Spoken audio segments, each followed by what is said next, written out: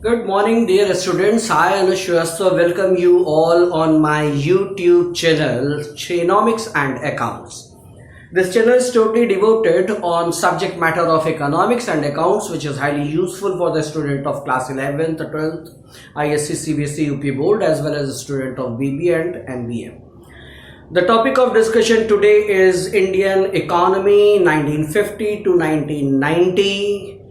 Industrial development focus point is industrial development. Indian economy को जब हम समझने की कोशिश करते हैं तो उसके बहुत सारे सेक्टर्स हैं। एग्रीकल्चर में क्या हुआ है, इंडस्ट्री में क्या हुआ है, फॉरेन ट्रेड का क्या हुआ है। इसमें एक सेक्शन को हम इस वीडियो लेक्चर में कवर कर रहे हैं, that is what is industrial development, how Indian industrial development has taken place since independence. Britishers जब हमको छोड़ के चले गए थे 1947 में, और उसके बाद से जब इकोनॉमिक डेवलपमेंट हुआ तो इकोनॉमिक डेवलपमेंट में टिल 1990 तक, बिकॉज आफ्टर 1990 इंडस्ट्रियल डेवलपमेंट की पूरी आइडियोलॉजी चेंज हो गई है। लेकिन 1950 से 1990 तक किस तरीके से इंडस्ट्रियल डेवलपमेंट हुआ, उस पर क्या क्या गवर्नमेंट पॉलिसीज थी, क्या क्या क्राइसिस थी, इसके बारे में फोकस किया जाता है। सबसे पहले एक मोटी बात अपने दिमाग में बैठा लीजिए, 1950 से 1990 तक इकोनॉमी वो नहीं थी जो आज आप देख रहे हैं। आज डोमिनेंस है प्राइवेट सेक्टर का, आज डोमिनेंस है मल्टीनेशनल कंपनीज का, आज इकोनॉमी ग्लोबल है, लिबरलाइज्ड है। तो वो जो इकोनॉमी आपको आज दिख रही है वो बिल्कुल नहीं है। डोमिनेंस जिसका रहा है वो पब्लिक सेक्टर अंडरटेकिंग्स का है। शुरुआत ही पूरी की पूरी इकोनॉमी को ग्रोथ देने की, प्लेटफॉर्म बनाने की, फाउंडेशन बनाने की, इंफ्रास्ट्रक्चर बनाने की जो जिम्मेदारी दी गई, दैट वाज पब्लिक सेक्टर। पहले ये समझना है what is public sector. Any organisation, any institution which tries to develop government institution बनेगा, उसमें पूरी तरीके से कैपिटल किसकी लगेगी, गवर्नमेंट की, स्टेट गवर्नमेंट की या सेंट्रल गवर्नमेंट की। उसे मैनेज कंट्रोल डायरेक्ट कौन करेगा, गवर्नमेंट। वो किसके एजेंडा पे रन करेगी, गवर्नमेंट। ऐसी सारी इंटरप्राइजेस जिसपे कैपिटल सरकार की लगी होती है उसे हम लोग पब्लिक सेक्टर इंटरप्राइजेस कहते हैं। ये पूरी तरीके से कंट्रोल में होती है गवर्नमेंट के, सेंटर या state. Now what was the role of public sector? 1947 जब हम आजाद होते हैं, 70% से ऊपर पॉपुलेशन एग्रीकल्चर से जुड़ी हुई है, फार्मिंग से जुड़ी हुई है।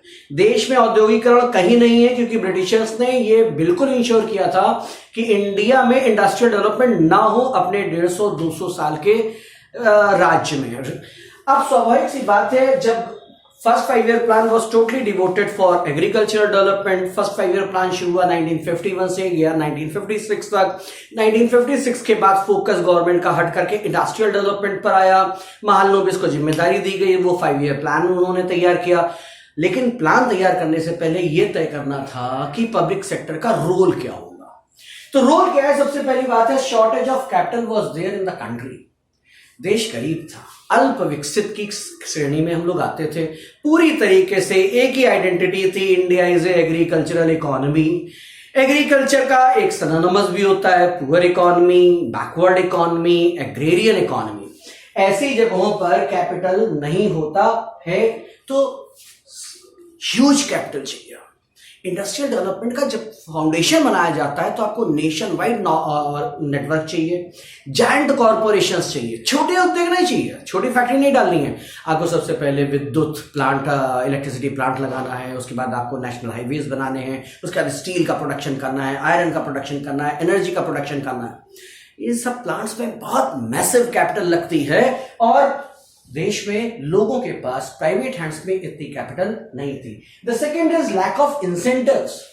देश इतना विकसित भी नहीं था कि उन प्राइवेट प्लेयर्स को मार्केट मिल जाए।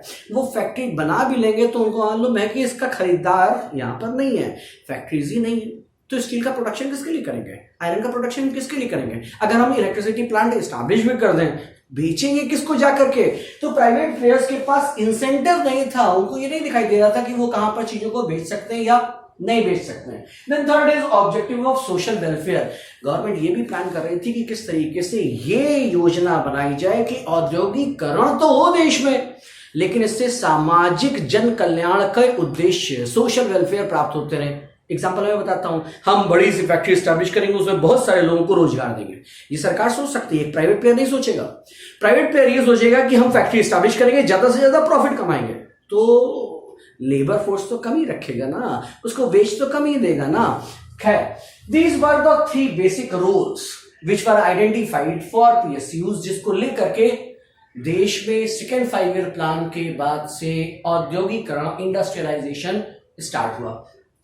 और 1948 में इंडस्ट्रियल पॉलिसी का फॉर्मुलेशन हो गया था कि इंडस्ट्रियल पॉलिसी में किस तरीके से चीजें जाएंगी।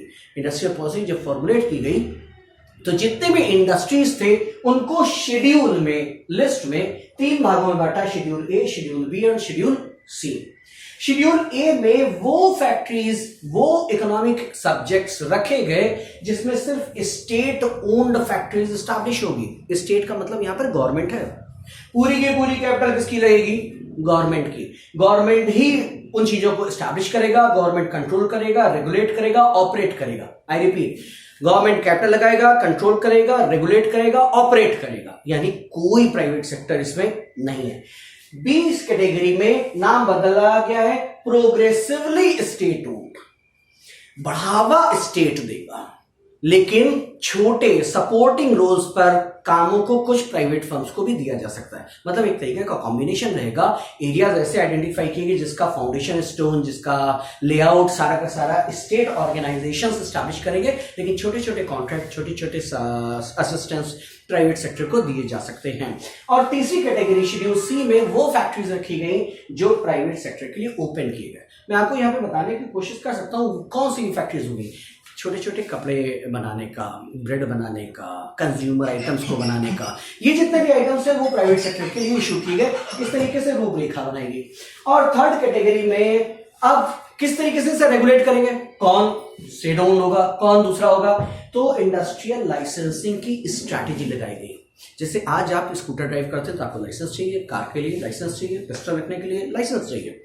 इसी तरीके से गवर्नमेंट रेगुलेट करेगी। इंडस्ट्रीज में भी उस समय लाइसेंसिंग को लगा दिया गया, यानी कि अगर आप फैक्ट्री स्टैब्लिश करना चाहते हैं तो सबसे पहले आपको सेंट्रल गवर्नमेंट से लाइसेंस लेना है, अप्रूवल लेना है कि आप फैक्ट्री स्टैब्लिश कर सकते हैं या नहीं। किस किस चीज बातों के लिए लाइसेंसिंग चाहिए? एक एक्ट पास हुआ था, IDRA act, industrial development and regulation act. इस एक्ट के अंतर्गत 3 चीजें लाई गई, लाइसेंस, कोटा, परमिट। कितनी चीजें? Licence, quota and permit. Licence is required if you want to establish the factory. Quota is decided आप कितना प्रोडक्शन करेंगे। परमिट, ये टेरिटरी भी आइडेंटिफाई कर दी जाएगी, कितनी टेरिटरी में आप अपना सामान बेच सकते हैं, उसके बाहर जाकर के आप अपना सामान नहीं बेच सकते हैं। तीनों शब्द आपको क्लियर हो गए। किस किस चीजों के लिए लाइसेंसिंग चाहिए? Setting up a new factory, अगर आप कोई भी नई फैक्ट्री स्टैब्लिश करना चाहते हैं तो। एक्सपेंशन, पहले से एग्जिस्टिंग फर्म है, आपका व्यापार चल रहा है, परमिट पहले से डिसाइडेड है, अब अगर आप इसको एक्सपैंड करना चाहते हैं फिर जाइए सेंट्रल गवर्नमेंट में, फिर लाइसेंस अपना रिन्यू कराइए, अप्रूवल लीजिए। और तीसरा है डाइवर्सिफिकेशन, यदि आप एक चीज का प्रोडक्शन कर रहे हैं और दूसरा प्रोडक्ट बनाना चाहते हैं, डाइवर्सिफिकेशन इसी को कहते हैं। हम किसी एक चीज का प्रोडक्शन कर रहे हैं, अब हम किसी दूसरे प्रोडक्ट पर जा रहे हैं, डाइवर्सिफाई हो रहा है बिजनेस। अगर हम डाइवर्सिफिकेशन करना चाहते हैं तो भी हमें लाइसेंसिंग चाहिए। ये पूरा इंडस्ट्रियल लाइसेंसिंग को 1951 में IDR एक्ट पास कर दिया गया था, और IDR एक्ट के अंतर्गत ही इकोनॉमी में ये बता दिया गया था कि अगर कोई प्राइवेट फर्म स्टैब्लिश होनी है तो वो पूरी तरीके से सेंट्रल गवर्नमेंट के कब्जे में रहेगी। आप बिजनेस जरा भी एक्सपैंड नहीं कर सकते हैं, क्योंकि एस्टैब्लिश करने, एक्सपैंड करने और डाइवर्सिफाई करने, तीनों में आपको लाइसेंस की जरूरत है, और वो लाइसेंस जल्दी जल्दी इशू नहीं हो पाते थे। रेड टेपिज्म इसमें आ जाता था, इसमें बहुत ज्यादा गवर्नमेंट कल्चर आ जाता था, जिसमें वो ये इंश्योर करते थे कि डोमिनेंस पब्लिक सेक्टर अंडरटेकिंग की रहे, प्राइवेट सेक्टर के पास ज्यादा अधिकार ना जाए। और ये कब से कब तक रहा? ये राइट फ्रॉम 1950 स्टार्ट हुआ और ये 1990 गया। हम लोगों की इकोनॉमी को, ध्यान से सुनिएगा शब्दों को, क्लोज्ड इकोनॉमी कहा गया, रिजर्व्ड इकोनॉमी कहा गया, रेगुलेटेड इकोनॉमी कहा गया। क्लोज्ड यानी विदेशी निवेश, विदेशी कंपनियां, विदेशी व्यापार प्रतिबंधित है। रिजर्व्ड सारे इकोनॉमिक्स के सब्जेक्ट जिसमें कॉमर्स हो सकती है, प्रोडक्शन हो सकता है, एक्सचेंज हो सकता है, वो गवर्नमेंट के लिए रिजर्व कर दी गए। ज्यादातर फैक्ट्री सब्जेक्ट किसमें डाल दी गए? State owned factories. राइट। और रेगुलेटेड, रेगुलेटेड कैसे? हाँ, जो कुछ भी प्राइवेट सेक्टर में कोई बिजनेस कर भी रहा है तो हम लाइसेंस के जरिए उसको पकड़ के रखेंगे, परमिट कोटा राज के अंतर्गत उसको रेगुलेट करके रखेंगे। Now coming on to fourth aspect, एक चीज को बढ़ावा देने की कोशिश की गई, करवी कमेटी स्टैब्लिश हुई थी, उन्होंने ये अंदाजा लगाया कि हमें स्मॉल स्केल इंडस्ट्रीज को बढ़ावा दिया जाना चाहिए। स्मॉल स्केल इंडस्ट्रीज क्यों? पहले तो इसका औचित्य समझे। छोटी कैपिटल होती है इसमें, जब छोटी कैपिटल होती है तो सेकेंड रेटेड टेक्नोलॉजी लगाती है। सेकेंड रेटेड टेक्नोलॉजी यानी मोस्ट अपडेटेड नहीं लगेगी, ऑटोमेटेड नहीं होगा, सस्ती कैपिटल लगेगी, इसमें लोगों को रोजगार मिलेगा। जैसे कॉटेज इंडस्ट्री हो गया, एमएसएमई इसको कहते हैं, medium small enterprises, manufacturing enterprises, ये जितने भी छोटी कैपिटल वाले हैं इन सबको बढ़ावा देने की भी कोशिश की गई। उद्देश्य दो थे, I have explain you, employment generation करेगा और दूसरा प्रोटेक्शन फ्रॉम बिग फर्म्स, बड़ी फर्म्स को इसको बचाने की पूरी कोशिश की गई। गवर्नमेंट की ओर से बहुत सारे लीवरेजेस देते थे, बहुत बेनिफिट दिए जाते थे। अगर कहीं बैकवर्ड एरिया में कोई लाइसेंस मांग लिया कि वो स्मॉल इंटरप्राइजेस स्टैब्लिश करना चाहता है तो उसको तुरंत फेवर किया जाता था, क्योंकि बैकवर्ड एरिया में अगर एक फैक्ट्री बनेगी तो काफी लोगों को रोजगार मिल जाएगा। तो this was focus that small scale industries, इसके लिए गवर्नमेंट आज भी बहुत बढ़ावा दे रही है। एमएसएमई सेक्टर के लिए गवर्नमेंट आज भी बहुत सारे स्कीम्स लाती है और उद्देश्य अभी भी वही है, ये आएंगी तो ज्यादा जनरेशन, एम्प्लॉयमेंट जनरेशन होगा। ये इंडस्ट्रियल डेवलपमेंट हुआ। अब आप इंडस्ट्रियल डेवलपमेंट की इतने पूरे डिस्कशन के दौरान ये समझें कि पहली बात तो देश में औद्योगिकरण नहीं था, बनाना था। बनाने के लिए मैसिव ऑर्गेनाइजेशन, जायंट कॉर्पोरेशंस चाहिए होती जो इंफ्रास्ट्रक्चरल आइटम्स प्रोड्यूस करें। मैंने पीछे भी बताया, आयरन का प्रोडक्शन, स्टील का प्रोडक्शन, एनर्जी, इलेक्ट्रिसिटी, ये जब स्टैब्लिश हो जाएंगी तब भाई अगर मैं मारुति का प्रोडक्शन करना चाहता हूं तो मैं ये तो चाहूंगा ना कि टीन जो यूज हो रही है, स्टील जो यूज हो रही है वो तो बनी बनेगी मिले, कि हम पहले जाकर के आयरन इंडस्ट्री बनाएंगे, उससे फिर स्टील का प्रोडक्शन करेंगे, फिर कार का फ्रेम तैयार करेंगे। इतनी तो कोई तो steel, iron, this were very much required and they requires very huge capital. Second ideology क्या थी? हम पीएसयू स्टैब्लिश करेंगे जिससे कि लोगों को रोजगार मिले, सोशल वेलफेयर हो। प्राइवेट सेक्टर को कहां बढ़ावा देंगे? कंज्यूमर आइटम्स में, लेकिन प्राइवेट सेक्टर को हम कंट्रोल में रखेंगे। कैसे? लाइसेंसिंग के जरिए। रोजगार का बढ़ावा देने के लिए छोटे छोटे उद्योग, कॉटेज इंडस्ट्रीज को, स्मॉल इंडस्ट्रीज को, माइक्रो इंडस्ट्रीज को, इन सबको बढ़ावा दिया जाएगा जिससे कि वो ज्यादा से ज्यादा एम्प्लॉयमेंट जनरेशन कर सके। इंडस्ट्रियल सेक्टर के बारे में बात करते समय फॉरेन ट्रेड पर भी बात करनी होगी, क्योंकि फॉरेन ट्रेड ज्यादातर एग्रीकल्चर था और उसके बाद अगर बढ़ावा दिया जाना था तो बढ़ावा सारा का सारा दिया जाना है इंडस्ट्रियल सेक्टर पर। 1950 से 1990 तक आर इकोनॉमी वॉज क्लोज्ड। मैं अभी थोड़ी देर पहले इसका रेफरेंस ले चुका हूं। क्लोज इकोनॉमी होने का मतलब है कि विदेश से आयात आते समय, आयात इंपोर्ट्स आता है, विदेशों से जो सामान ले रहे हैं वो इंपोर्ट, विदेशों को जो भेज रहे हैं, बेच रहे हैं, दैट इज एक्सपोर्ट्स। तो पहली बात तो we were a dependent economy. When we were a dependent economy, certainly we were most of the time taking, imports were always higher than exports. अब ऐसे में जब आपके इंपोर्ट्स, हमें ध्यान समझिएगा, इंपोर्ट्स लेंगे तो डॉलर पे करेंगे, एक्सपोर्ट्स बेचेंगे तब डॉलर आएगा। हम डॉलर को पब्लिश नहीं कर सकते, प्रिंट नहीं कर सकते इंडिया में। फॉरेन एक्सचेंज की क्राइसिस हमेशा रही। तो फॉरेन एक्सचेंज की क्राइसिस से तो गवर्नमेंट ने इंपोर्ट्स को कंट्रोल करना शुरू किया।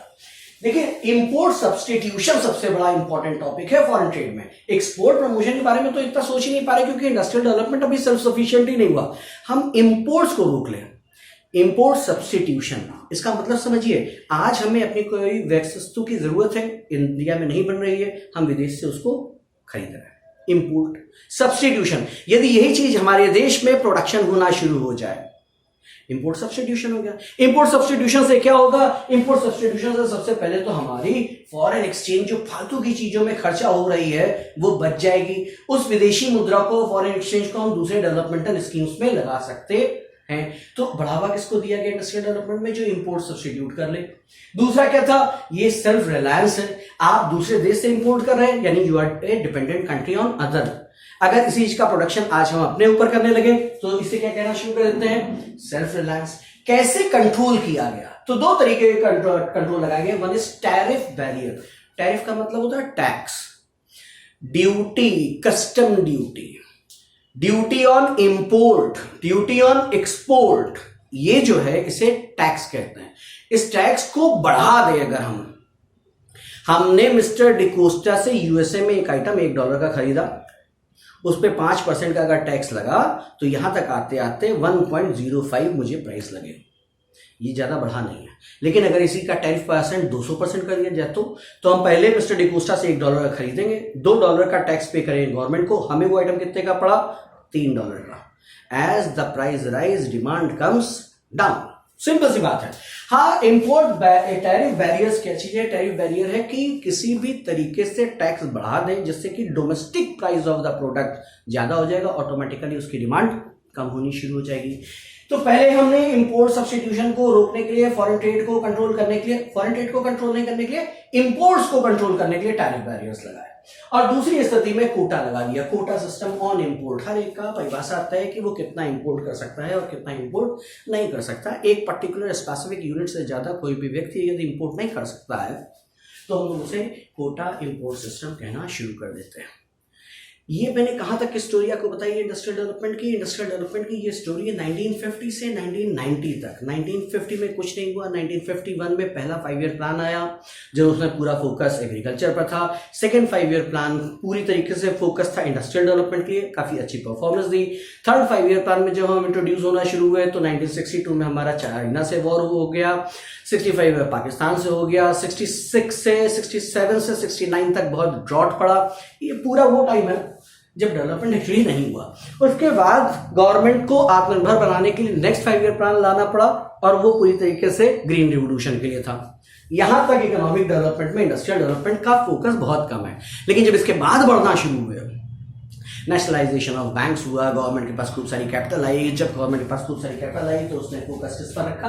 पब्लिक सेक्टर पर। बहुत ही रिमोट स्टेज पूरी तरीके से कंट्रोल में रखते हुए प्राइवेट सेक्टर को थोड़ा सा बढ़ावा दिया। कंट्रोल में कैसे कर रहे हैं? लाइसेंसिंग सिस्टम से। क्या क्या शब्द मैंने बोले थे? Permit, licence, permit, quota. ये तीनों प्रोविजंस किसके अंतर्गत थे? IDR act, industrial development and regulation act. बहुत डोमिनेंट एक्ट रहा है 1950 से लेकर के जब तक हम लोग पूरी तरीके से ग्लोबलाइज नहीं हो गए। 1991 में आईडीआर एक्ट को थोड़ा सा छिन्न भिन्न किया गया। बहुत सारे और भी एक्ट थे जैसे कि फेरा एक्ट लगा हुआ था, एमआरटीपी एक्ट लगे हुए थे। ये सब एक्ट ही इसलिए थे कि ये प्राइवेट सेक्टर को ज्यादा से ज्यादा कंट्रोल और रेगुलेट कर सके। बढ़ावा किसको दिया गया? एमएसएमई को, स्मॉल स्केल एंटरप्राइजेस को बढ़ावा दिया। फॉरेन ट्रेड पॉलिसी किस तरीके की थी? फॉरेन ट्रेड पॉलिसी इस तरीके की थी कि एक्सपोर्ट जितना प्रमोट हो जाए उतना अच्छा है, क्योंकि इससे हमें फॉरेन एक्सचेंज मिलेगी। इंपोर्ट जितना कंट्रोल हो सके, नेसेसरी आइटम ही खाली इंपोर्ट होंगे, इसके अलावा कोई भी आइटम इंपोर्ट नहीं होगा। कैसे कंट्रोल करेंगे? टैरिफ बैरियर, टैक्स बढ़ा दो इंपोर्ट्स पर।